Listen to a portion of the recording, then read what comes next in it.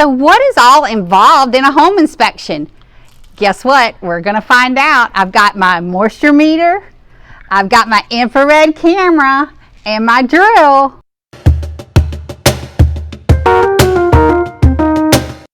Hello, thanks for joining us. I'm Dawn Sanders with Keller Williams at Georgia Coast Homes. I have a guest with us today, Patrick Riley from National Property Inspectors. Thank you so much for joining us today, Patrick. My pleasure. Thanks for having me out today on this lovely, hot, humid day. Oh, good, good. Okay, so can I follow you around and see what you do? Please do. Okay, that's what I'm going to do, guys. Just follow this guy around and check out what he inspects on a home inspection. Okay, he is on top of the roof now, inspecting the roof. Tell us what you see, Patrick. Missing about 4 shingles up at the top there. So we need to get that fixed. And what do you typically look for on a roof inspection? Looking to make sure the shingles are spaced properly, that they're pitched properly, which is actually what I'm checking right now. I've got a level on my phone. And this is barely okay. You need about at least a 2 to 12 pitch on a roof, and this is about 2.5 to 12. And then you look for any nail pops in the shingles? There's one up front that I saw. First thing we noticed, a little bit of damage to the synthetic stucco trim here, which is pretty common and not a terribly difficult fix to make. Same deal here. This area up here where you see this drain line is a bit more of a concern because it's giving us an idea that the condensation line off the air handler is clogged and the pan beneath the air handler is filling up with water, which this drain line is taking the water outside so as not to overflow that drain. But in short answer here is the air handler is malfunctioning. So we need to get an HVAC technician. Okay, all right. You have your AC condenser over here. It's a 3.5 ton unit, 7 years old. We haven't tested it yet to see how it works, but that will be part of the inspection. What's that? Oh, that's the water softener. Oh, so. Okay, that's the water softener? Okay, yes. Yeah. And is there any way of testing a water softener? Not really. There's no way to know what the water was like prior to us getting here, or prior to them putting this in. I can tell you they're not using it right now. Oh, okay. There's no... If it were being used, this would be full of rock salt. Oh, okay. Cool. Okay. So that could mean that it doesn't work any longer, or it could just mean that since no one lives here, there's no reason to keep the water softener going. If you look at the back porch, I don't know if you'll be able to tell from your phone, but the ceiling back here is starting to sag down in some areas. Typically that's an easy fix. It just needs to get tacked back up there. It's kind of happening over here as well. Did notice over here as well, this is again not a huge deal. Our dryer vent's missing a cover. We'd like to get a cover on that. And this threshold going into the service door for the garage is not really supported all that well. Okay, so remortaring there?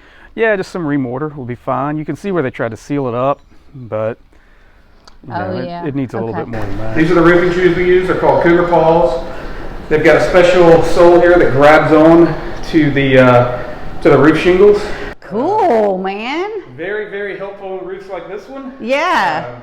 That are a little bit older, a little bit slippery, and very, very steep. Very good. So you have special shoes that helps you get on the roof. I love it. I love it. Okay, so we're at the fireplace. What do you see up there? It is dirty. It needs to get cleaned up. Very dirty, a lot of ash, a lot of soot. Okay, so what are you doing now? I'm just checking the windows, make sure they open and close and function properly. So this one opens, we can't release it. Ooh.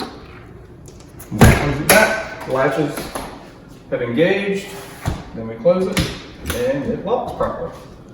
And you're going to check each and every window? Each and every window of a vacant house. Sometimes with houses that are occupied, we can't get to every window. So. Okay. Those 2 lights mean that it's grounded properly. Oh, cool. That's what we mean. Okay, in the bathroom, what are you looking for? We're checking the drain lines underneath the sink for any kind of leaks, which we don't have.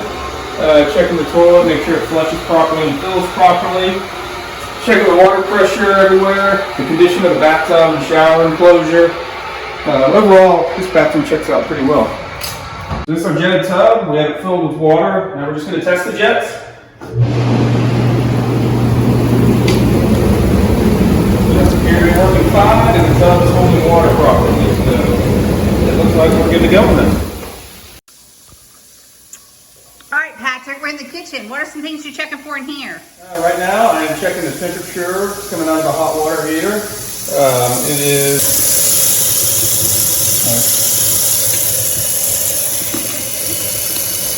So it is 105. Cool. Yep. That's really cool. I mean, not cool. Hot. No, it's hot. Hot.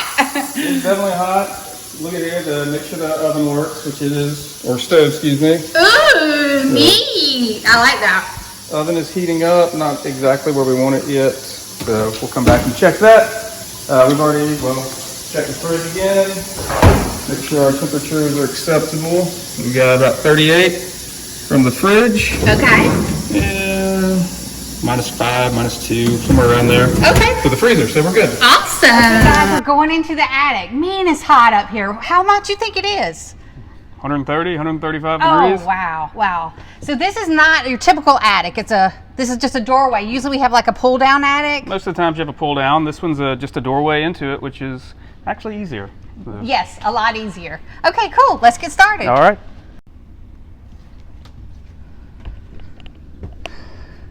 Okay, so this is the air handler.